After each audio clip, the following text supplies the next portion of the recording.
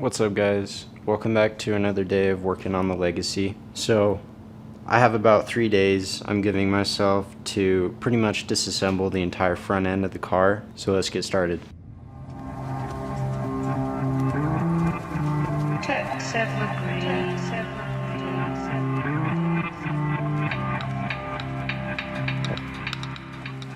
Well, draining the coolant went well, didn't spill a drop.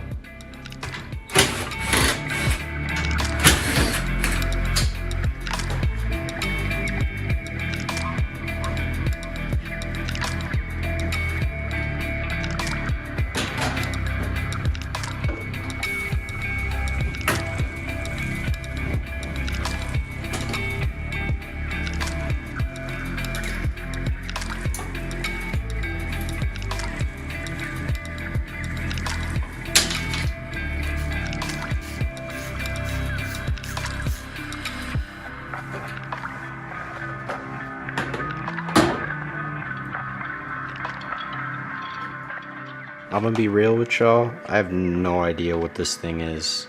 Like, I literally right-hand drive swapped the entire car and I have no idea what this is.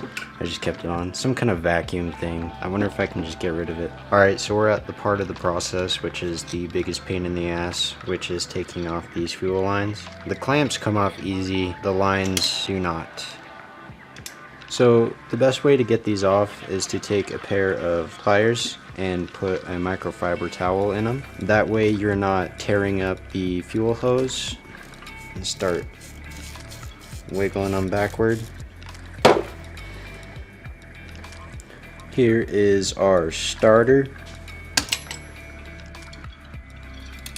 I'm gonna get that other bell housing bolt over here.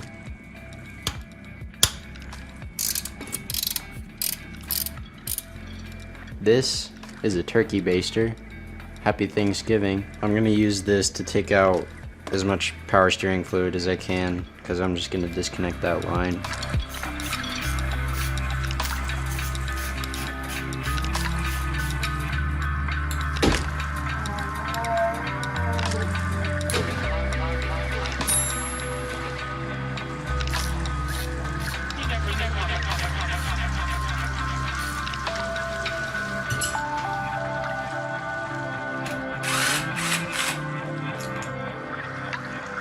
Wrap a microfiber around it and add it to the pile. Alright, so I almost forgot about this crank pulley bolt right here. It is really hard to take off when it is not attached to the car, so I'm gonna take that off before I pull the motor.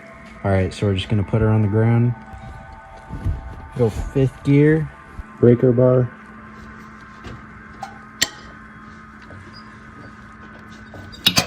Alright, so all I have left is the exhaust, the motor mounts, and the bottom 2 bell housing bolts, and then it'll go right out.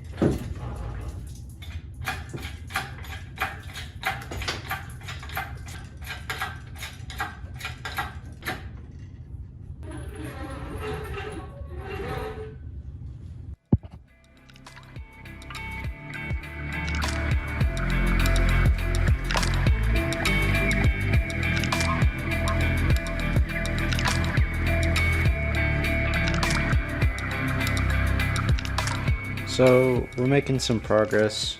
Got the airbox stuff, vacuum stuff, fuel lines, power steering lines, and it's starting to clean up, but we still got quite a ways to go.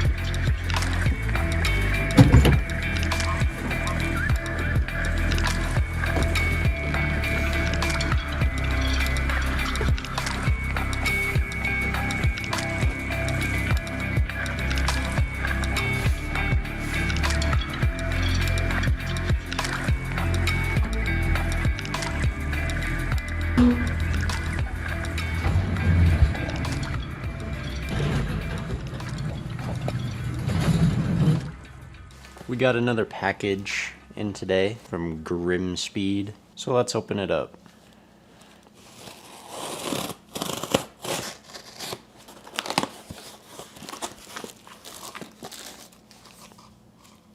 Sticker.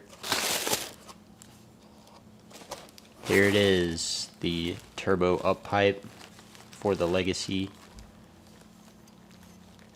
So we got another package, and this one is actually for the Outback. So let me go show you what's going on.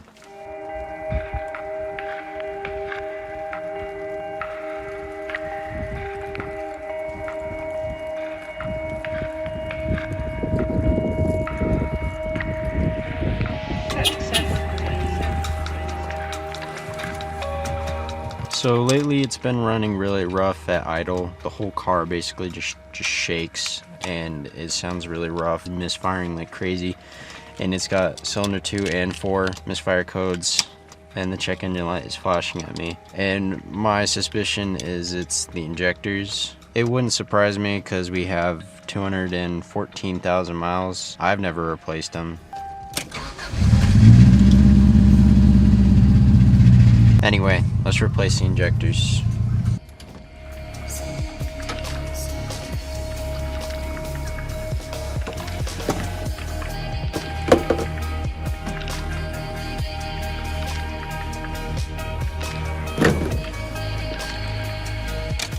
So I'm just taking off everything that's in the way here. That unfortunately includes the battery and the washer fluid tank and the whole intake system, which is kind of a lot, but that's okay. I've never replaced injectors before actually, so this will be a learning experience.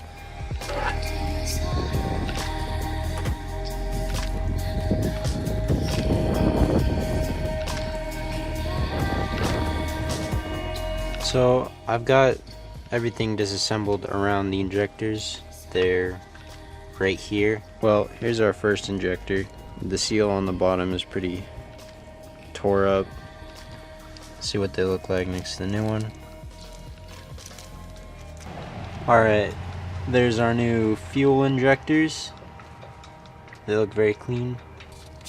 Gonna pop the electrical connectors back on. Alright, well here's the other two from the misfiring side. I'm starting to worry because they look just fine, so this may not be the issue, but I hope it is. We'll find out. Alright guys, the injectors are done, so let's see if it'll start.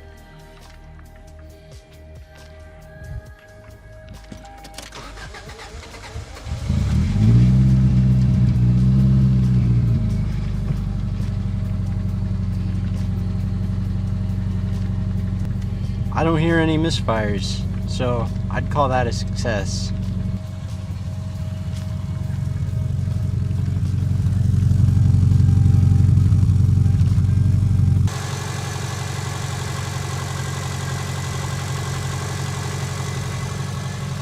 For now, I'm gonna go for a little test drive.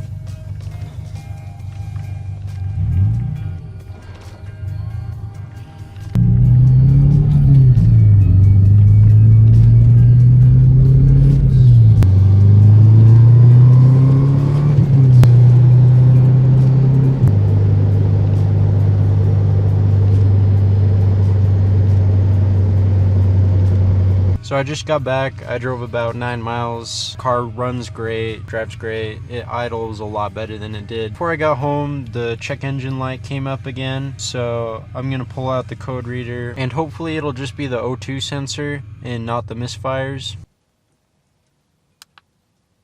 Oh my God. Are you kidding me?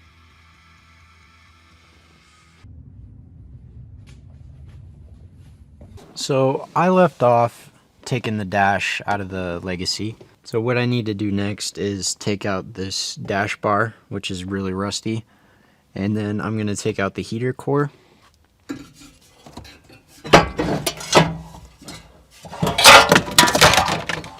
Oh, there goes the A-pillar. So I'm gonna refinish this dash bar. I think if I left it this rusty any longer, I might get like cancer or something because it just flakes off. Like it makes my hands all orange. Alright, so here's the heater core. My main reasoning for pulling this out is one, I need to clean it because that's pretty disgusting. And two, I need to find the source of the leak. So next I'm going to remove this brake booster with the brake master cylinder, which is very leaky and it's about to rust through. These brake boosters only came on the postal models, so that is really rare and hard to find, and I would hate to ruin my only one and fix the leaks before it gets any worse.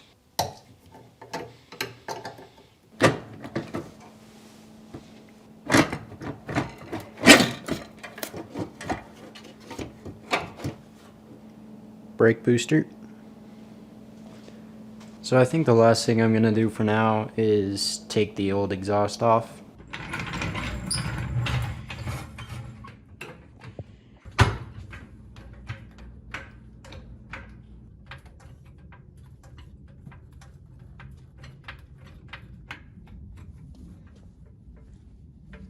So on these old Subaru Legacies, you should never jack them up from the pinch welds because that's what happens. And you should also never put jack stands on them. Instead, you should be jacking it up from the rear diff and then put your jack stand under this brace that holds the differential right here.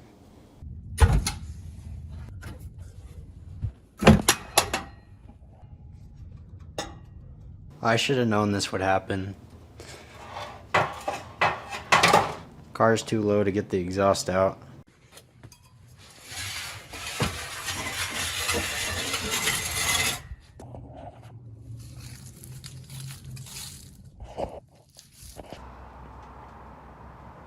Alright guys, that's where I'm going to end today's video. This is not the same day, it's the next day. I just got off of work, but I forgot to film an outro, so here it is. Thanks for watching. Goodbye.